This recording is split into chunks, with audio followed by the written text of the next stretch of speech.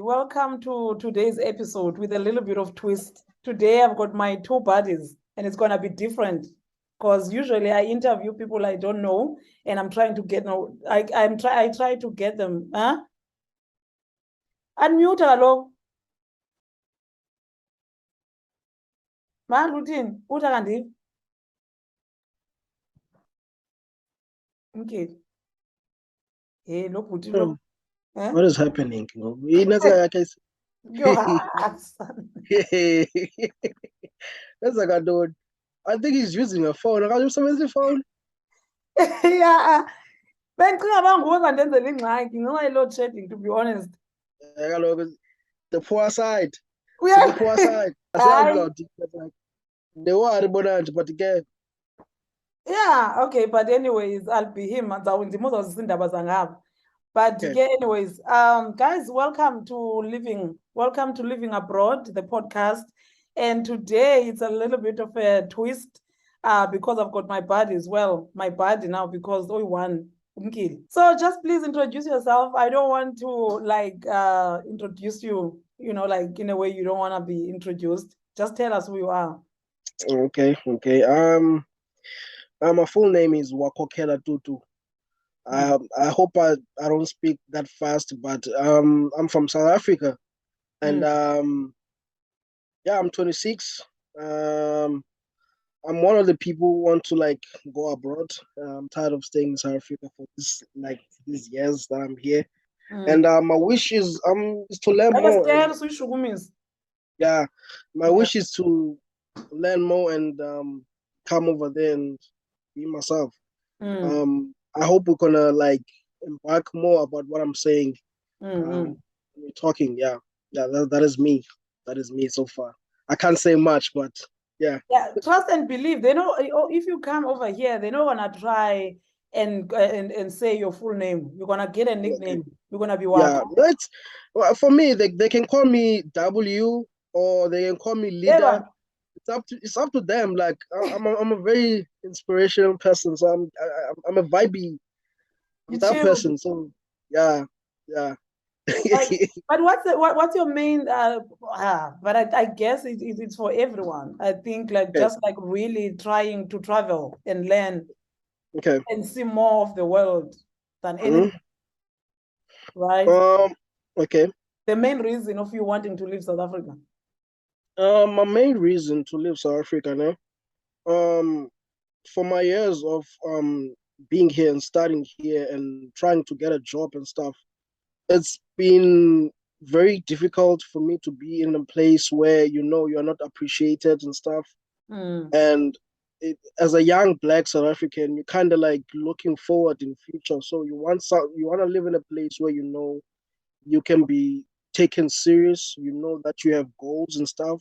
And for a person who doesn't have information that much for to go overseas and stuff and trying to explore and invest into another country instead of staying here for these kind of years. So for me, it is a dream, to be honest. To go overseas and do that. It's not the matter of running.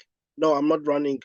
I'm trying to make a living. I'm trying to make a life where I know that I can be someone who can teach other people what I'm trying to bring into that country. Bring value, It's not about running away and stuff like that. To explore this new world we never ever seen, So this is what I'm trying to do, learn more, broadly when it comes to my mind and understand and try to even teach my family that this is what I've learned. You should come and you should see this, This is my dream, to be honest. And I mean, how hard is it to be a young Black South African now in South Africa? Because it's very hard. We're talking about the unemployment rate for young people. It's sitting at more than, I stand to be corrected, but it stands at more than 50% or something ridiculous like that. It's ridiculous. The amount of drugs we use as South Africans. There's a lot of pregnancies. There's a lot of criminals like Amapara that call people who are stabbing other people for no reason. Those are the youngest people, young kids. Some of them are 15. That are supposed to be at work and, you know, like, and doing something productive, but they're not productive. Yeah. You see, so there's a lot of things. There's a lot of robbings and stuff. Some of the other kids now, they end up driving taxis because, like, it's the way of living. They're trying to make money. Now there's other people like me, educated, sitting at home, doing nothing, waiting for your mother to come back home to have plastics and stuff like that at this age. It's not fun. And a lot of people think that we're playing or we just, I don't know, man. Like it's very difficult. It's very difficult to be a young man in South Africa because, for example, I'm 27. I'm trying to have money, and I don't know if I can have a family soon. So in my head, I'm kind of like in a war that it's gonna make my life difficult for me to get where I want to be. You know, so that's why now when I'm staying here, when I'm talking to my mother and be like, yo, ma, I want to give you a life that you deserve, but I can't because at my percentage of working and giving you awards in school and stuff like that, I can't give you this much because the jobs are not there, which it is difficult. And I was talking to like this lady who does like traveling blog, like on my last episode, and we were talking about exactly that same thing, that skilled people are leaving Africa because people just don't feel appreciated, you know? Meaning to stay at home and stuff. So it's difficult. Yeah. You studied for all these years only to sit home. Yeah. Thank you so much. That is South Africa. Yeah, thank you so much for joining us. And I think you're going to learn a lot from us being here. You know, like we might like answer some of your questions. And I'm ready. Yeah, with Mandla Small, thank you so much for joining us, finally joining us. You unmute yourself.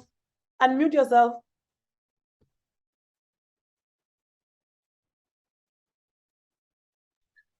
Yeah. Hello again. Nice to meet you, my brother. Nice, my sister, for welcoming me to your show. Thank you very much. My name is Mandla Sipamandla Libaleli, aka Man of the World. Yeah, man, travel a lot, but thank you. And thank you for coming to the show. Yeah, but I think we're going to learn a lot from this guy because he's been here the longest. Like, is it like 2006? Yes. Yeah. So, yeah, he's been here long. So, any questions you want to ask, he's your man. Okay. Yes. Yeah, like I was saying, like today's show is going to be like a bit different because you're not like guest per se. You're more like co-host. You know? Co-host. That's my dream. That's what I was. Because kanjani kodwa una stable. Because kanjani nomntwana. Oh, ucimile now. It's close.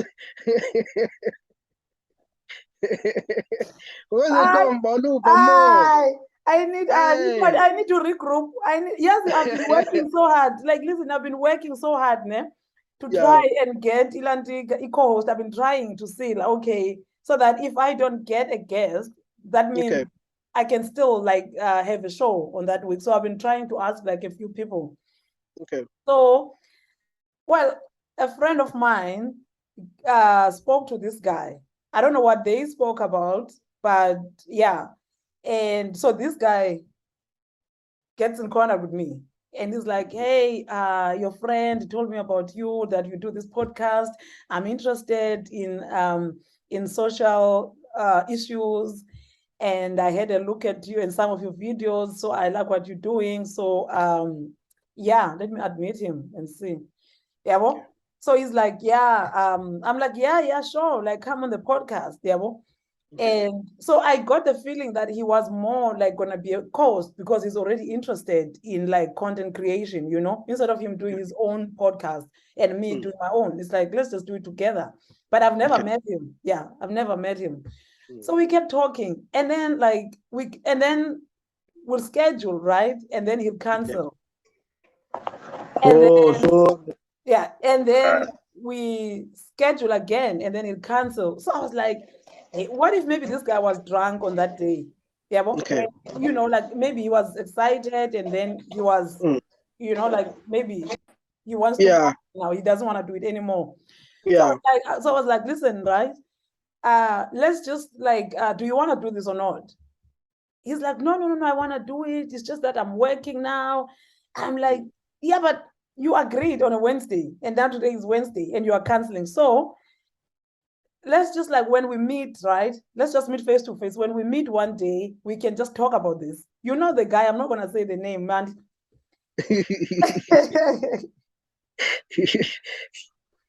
Yeah. So I was like, okay, fine. And then I'm like, and then this guy blocks me. I'm like, Aibo, kanjani ngoku lo mntu? So I was just the concept of blocking, ne? Yeah, let's talk about the concept of blocking. Who do you block, and why do you block? Unmute yourself. When you're blocking someone, what does that mean? It means when you block someone, it means you're being annoyed by that person, or you don't wanna talk to that person. It's one of those things. It's never blocking someone because you're happy with them and then be like, let me block this person. Doesn't work like that. It means that, okay, I don't like to talk to this person, you block them. It's how I do it.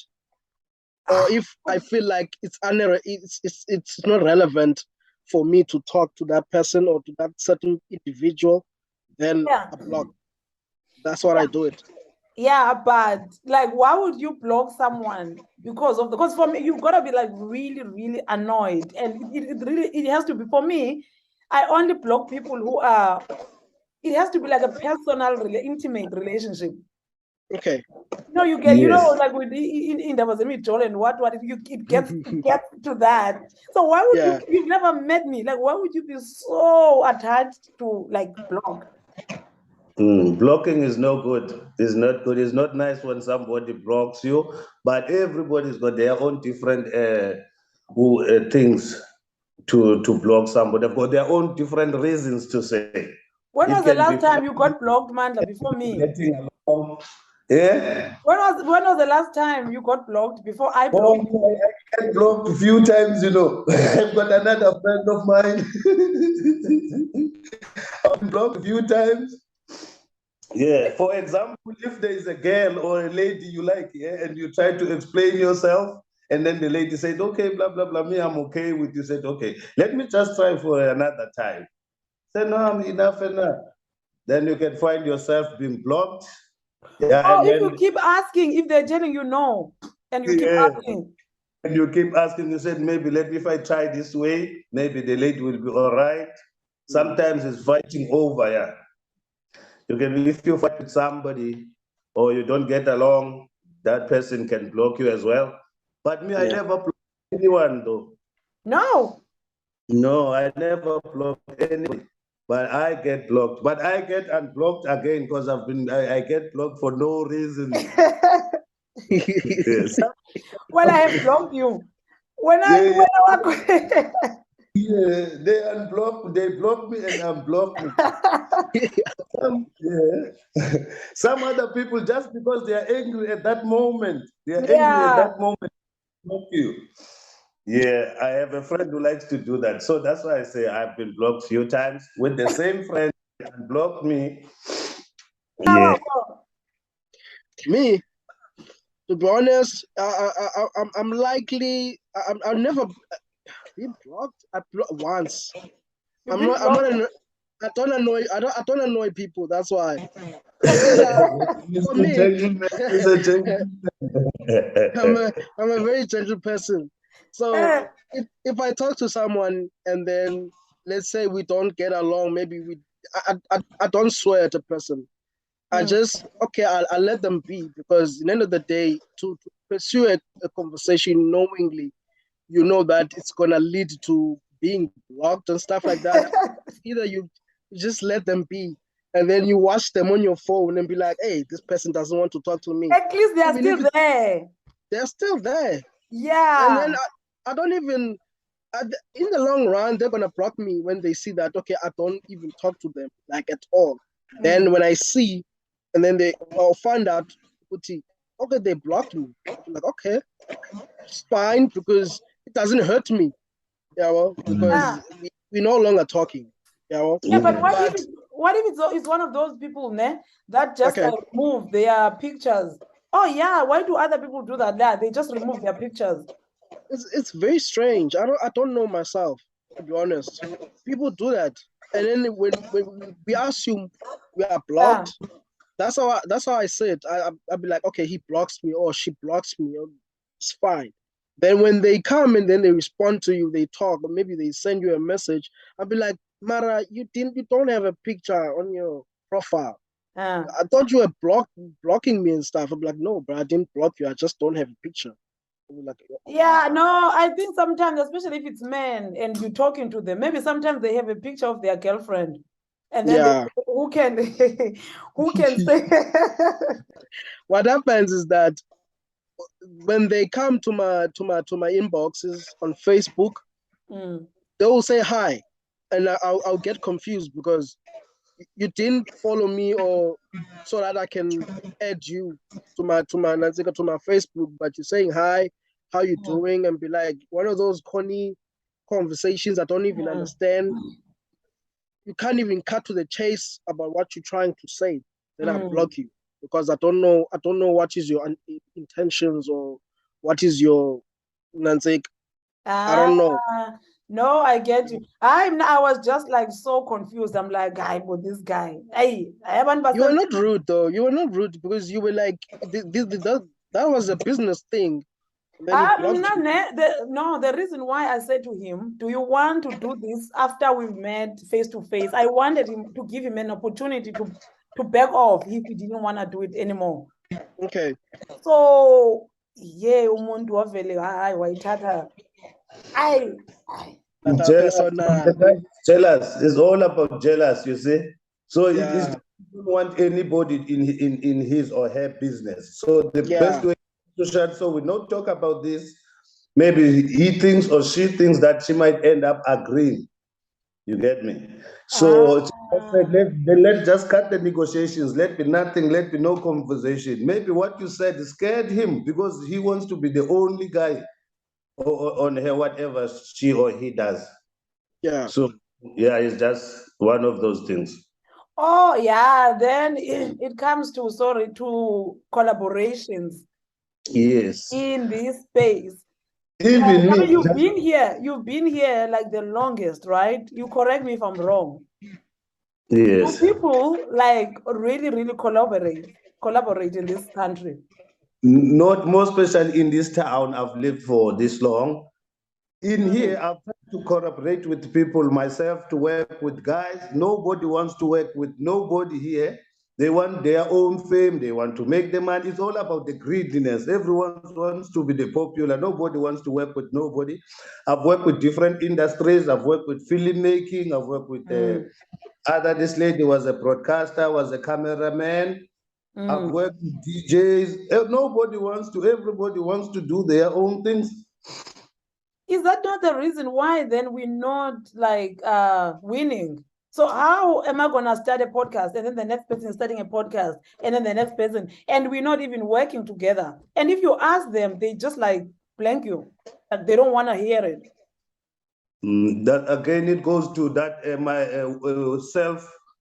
self ukuzenza ukuthi hayi ndim akekho omnye umuntu wonke umuntu ufuna icredit kuye akho umuntu ofuna ushare credit nomnye uyabo wonke umuntu ufuna ibe nguye famous for now more especially ndingayibeka kanjalo mna. Yeah, so that's your experience here, like in all the industries in this town. Yeah, and most the people who don't want to collaborate is the people that they are still making it. They are not yet in the top. Those ones, if they're not making it, they want to make it. Then when they are known, they are famous, then they start working with other people.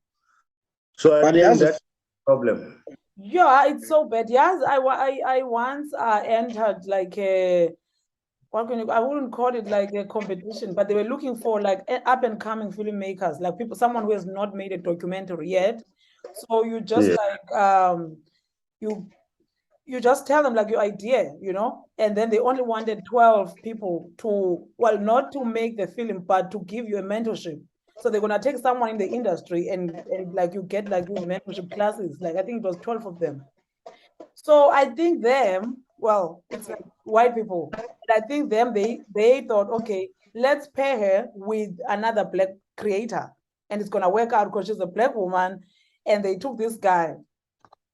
And I was also excited because he just made like a documentary, And I was like, yo, and I saw the documentary on BBC. I was like, wow, like, like then I learned a lot from this guy.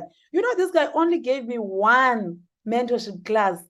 He never called me again. When he agreed, and I think he got paid, only one class. I called. I'm like, yay. Now I need to go now to the wives and say, hey, I felt so awkward, but at the end of the day, I had to do that because after the 12 weeks, you have to write a report and like, what have you learned?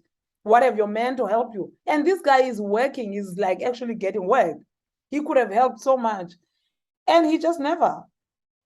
And I had to go back and say, yeah, your person or my person, I don't know, he's not calling me back. And they had to get me another lady, like an Indian lady, who was like so nice. So my very own African brother just dumped me. I was like, hey. We're supposed to be together when you're there. Yeah, I was community. It's about community. Like, no, now that's the vibes I'm getting from Glasgow. People don't want to work together. But no one is even getting this fame. Like no one is famous here. Everyone is just like cousin. You can't be famous alone. You can't be. If you look the black African community, black people in general, that's why they're in the bottom of the chain, because they don't mix to each other, they don't help each other. Oh, like now you're talking about everywhere, right? Generally, you are black African or you are black to say, you see us, we are at the bottom of the chain. Everywhere. That is because us, we suppress each other. We don't work together. So instead of lending a hand, you just step on you to go up. We step on each other to go up. But if you look at Asians, you look at white people, they always make sure that everybody is aware of what's going on. They make sure they help each other. So, for example, why I'm saying this is coming from that you were given a black African coach, but what did he or she did? He did not give you much, and you had to go back he gave me nothing. Basically, he just dumped me.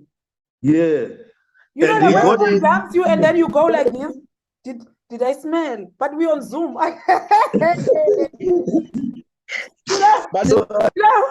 Watching documentaries and watching like overseas stories, you would see that there will be Indians or Chinese together with their own communities. And then when it comes to collaborating with business, with for example, shops and stuff, they do that in South Africa, they do that everywhere in the world. When it comes to this, like podcasting is a very growing industry, and when you look at people like white, like I don't want to say like Caucasian and stuff, they use that space wisely, because if you can see them, they collaborating with different, friends and people and stuff. Tina, when we look at each other and be like, oh, I'm better than him, there's this thing, you trying to be better than the other person. I don't know why that thing is happening. It's annoying, to be honest, because, for example, for a younger person like me, I'm trying to grow myself with amount of people. Even if I don't know you, let's do it. Do you have the mentality that I have? You're driven like me. Let's do it. This is what I've heard. I mean, this is what I've heard, and I think it's true. You see, like in the townships, like in South Africa, you see all these guys from East Africa. They opening with this shop, right? These shops. But like there will be like 10 of them in one shop. They're coming to open. Next week, there's another shop open there. That week, there's another shop in that street. Before you know it, all 10 of them they own the shops. Yes. But they start together and they buy together. That's what they buy together, meaning they buy cheap. Yeah. When on a plaza, you go to macro alone. Meaning you pay higher prices, you can't charge less. And then they start fighting these guys now. They're in any cheap, how do you do it? But because they buy in bulk, they buy together. We don't have that. But why? Well, we struggled so much. It's a black mindset, which is wrong, which is dragging us back. It doesn't make us to move forward. I think we need to learn from these things. We need to make ourselves aware and change this behavior, because it's going to make our next generation and the next generation the same place. We won't grow if we don't change this behavior of not helping and assisting and working as a team. I think it is the black nation will still remain the same if we don't make something about it. I think it is very bad. We should do something. We should talk like now about it. People, when they hear it, they're gonna look at themselves, then they can make a change. I believe. But it starts from talking about it, discussing, to say, no, brothers and sisters, this is not the way to do things. We need to. Yeah, that's correct. Correct. And we should move on from the history. Like we like to talk about the struggles. We've passed that. We're supposed now to learn the new ways. What is happening? See, and look, I'm not. In fact, even if we talk about things like Christianity and stuff, all those things, and how they started and all those things, it's very tiring. Like we should focus on bringing each other. No, but I think what's happening, especially like black leaders and politicians, they can't let go of that colonization, apartheid, right? Because they use it as an excuse for their corruptions. They can hide behind that. You're like, hey, but why there's load shedding? Aye, man, apartheid. You know what I mean? Yeah. So they can't let go of that because it helps them. Yeah, somehow, yes. It's how they're feeding themselves. Yeah, because it's like now, for me, after all these years, like if you're looking at like South Africa, after 35 years or so, you can't be blaming apartheid anymore. You've got all the time to make the changes that you needed to make. Yeah. And then you're like, It's been a while, man. It's been a long time. We should focus on the new things now. We should not believe too much in these I receive churches. We need to stop the I receive church. We stop the sangomas. It's Sangoma. It's Sangoma. We can't stop sangomas. You can't stop Sangoma, Ibo. Can't stop sangomas. We can stop like this Christianity thing, né? I'm not saying I'm sorry for Christian people, né? It's their belief. It's part of their story or what they believe in, né? For me, I believe in ancestors. I believe in Kamata and stuff. Yeah. So, no, what I'm trying to say, my brother, hear me right here. What I'm trying to say, when they want to get to wealth or they want to improve themselves, instead of trying to improve themselves or trying to make a business or move forward in life, they just don't do. They just go to the Sangoma to buy something to make their life quick, get rich quickly, or they go to a receive church to get the miracles. Guys, let's not stop the Sangoma things, not in a bad way. But if I don't agree. You can't stop the Sangomas. You can't do that. We can't stop them. The witches are gonna play with us. The witches will be dancing. You know what helped me about when we talk about ancestors? People they misunderstand this thing. when you talk about amadlozi, abantu abadala, where they come to you and they speak to you about your problems and stuff, it's I know that there are people using dark magic and stuff. They're using those multi things to get where they want to be. It's not about that case. It's about when you meet that person, it's about your ancestors. How you connect with them, how they talk to you, they tell you, okay, now this is how your road is like, how bad things are for you, or how you can improve here, and how you can do this, how you see as all those things to give you the better life that you're looking for. And then after that, you work for that life. You work for that life, and then you make sure that you go back to your ancestors and say, and you're just asking for a blessing. So blessings, yeah. Yeah, yes. And how do you think like you can practice that? And Mandla, have you seen people practicing amadlozi and isgubu here overseas since you've moved here? No, but I've heard somewhere in Birmingham and in London there's some humor courses. But I've heard. But no, not really. We need to get the Ama course on the show. We need to get them on the podcast. How do you get me like here in the UK? Easy. I need one more course to look, but not to get rich, just to look at my life and check what's stopping things. But not the scoop for £1 million, no. I'll take it. I am tired. I'll take it. No Ketelesi's moves. Yeah, since we're talking about that, man, and the guy, Manumu, the guy who just died, the owner of Calabash, you knew him, man. Yeah, that was a great man. Mr. Mathew is the owner of Calabash, one of the big bar and restaurant in Glasgow.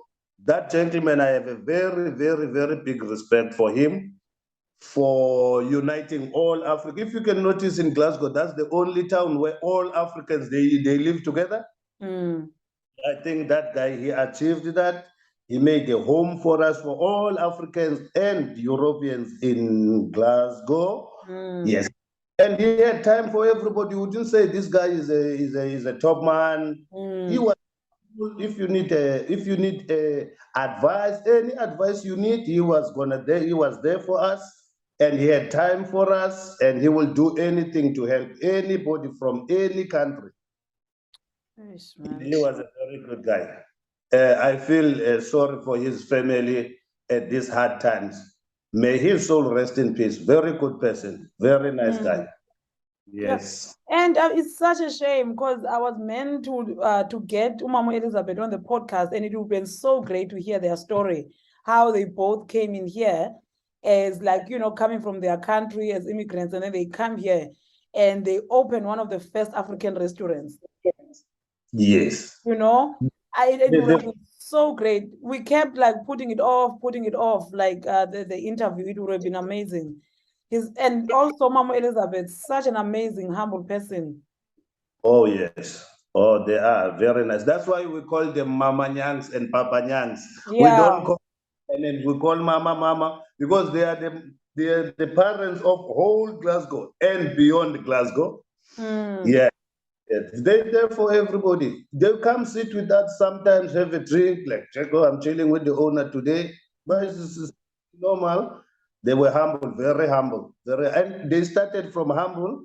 They did not come in this country rich. They just came like me and you. But look, and they sustained that bar for it's nearly 17 years they've been running that place with the same pace. So I think he is a very wonderful guy. May his soul rest in peace. Yeah, Glasgow had lost a very big giant. Everyone I'm talking to about him, they're saying the same thing. Everyone I'm talking to, they are saying the same thing. They talk about even the family unit. And even on WhatsApp now, there's this WhatsApp group the what you call it, the notifications on where the funeral is gonna be. It's it's filled. I mean, for YouTube, a WhatsApp page, it's full. People can't log in anymore. Yes, yeah, I want to go to the funeral myself. I think tomorrow I'll be going to the service tomorrow. I need to pay my respect to that gentleman. He was a gentleman. Yeah. Yeah. Big loss. Yeah, and we don't think about stuff like that. Like you come in here, like what happens when you die? Like where would you want to be buried, man? Me, for now, because I don't have family, I think I can be buried in Africa for now, unless I have children. When I can have children, then things will change. I will have to be buried here. Serious? Then where's your spirit? How can you meet your ancestors, your fathers, and So the thing is, sister, right? So now let's say I have children, the children, they're gonna have their children. The children now, they want to visit their father's grave. They want to do, maybe they want to visit me in the grave. How they have to travel all the way to Africa just to lay flowers and talk to me on the grave?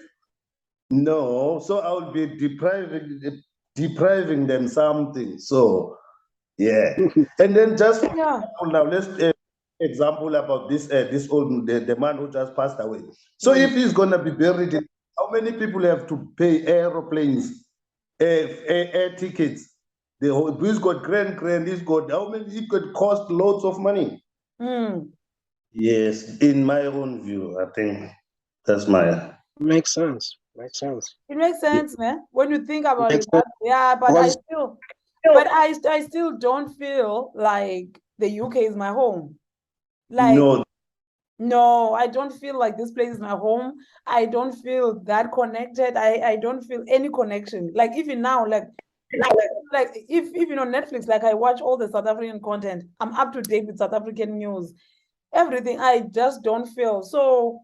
I feel like my spirit will be wandering around. Like well as that's your nalapho right because ufuna ukuthi indawo yokuphumla lithi xa sewukhabela ibhekile kuthiwa hayi ungaphumla njani kule ndawo yenetext engaka text what do you think where because you're gonna be moving here? For me, I know for a fact that let's say I'm dying there. I'm dying, I'm dead. I know the fact that the body will cost when it comes to it has to travel to South Africa. But one thing that I've thought about that, and I was like, no, man, you know what? I want my kids to know where I'm from. And I want them to go back home and visit and be like, we came to see our father and stuff like that, and we came for Intikele for blessings and stuff, so that every year they have a reason to go back. Because I want my kids to have a reason to go back, you know. Because if I'm dead, I'm there, and then I'm buried in Europe. Imagine, I'm lost with my in touch with my grandfathers, with my grandfather and stuff like that. I'm in a foreign country. I'm dead. I'm moving around with white people around, like, yeah, where is my grandfather? That's why there's lots of ghosts wandering around. Yeah, you see. So as a black person, you know that you should be buried home. You can't be buried elsewhere. And even the other ghosts are like racist to you. You don't know what to like. Go back home. Go back to your country. You're like, yeah. Hey. We don't want that. You don't want that. But again, at the end of the day, it's important to be buried home, because that's where your ancestors, your father is. Because, for example, your father will be buried in South Africa. If you want to see your father right now, you have to take a flight, come to South Africa, and then you talk to your father, and then you bring your kids. And you're like, this is your grandfather. You know, you wanna have that thing your kids to talk about. When they're growing up, like, yo, we saw our home back at home in South Africa. We saw the grandfathers, the Makulus and stuff. You know, the Tata is there, father and stuff. You wanna, and just because they went to your grave, they get to experience now the other life. And I was reading like another article. This guy is like an Indian, like old guy. And he wanted to be buried. You know how they get buried, Mindlos? Like they bury outside most, and you put you put the fire on, Yeah, on the outside. And I think he's from Birmingham or Manchester, I can't remember. And the UK government, the municipality was like, no, this is unsafe, whatever. And then he took them to court because that's what he said, like he wanted to be buried. I don't know what happened to that. I'll have a look. But I think he won the case. Yeah. Or like they burn and then you turn to ashes, and then they put you on the Yeah. I Yeah. don't know. Okay, But now, I no, know but like, that. yeah, but they said now it was not like for the environment. It's not safe and it's illegal. Just like ban someone on the outside. Okay, they do that in most countries. They do that. Even in South Africa, they do that in South Africa. Outside. Yeah, they do. Like if you want to, if you say to your kids, keep me with my ashes, burn me, and then you keep my ashes. They do that. But the what was illegal? It was him. He wanted to be burned outside, like on the field, open field. Yeah. Open field. That's not good. No, but like that's what they do. That's how Indians like bury. They do that. Yeah. Yeah. They do. Yeah. It's like on the outside. You put and then light and then you just burn them. Yeah. That's not a good thing. Throw it in the river, then it goes. Yeah, and then it just goes.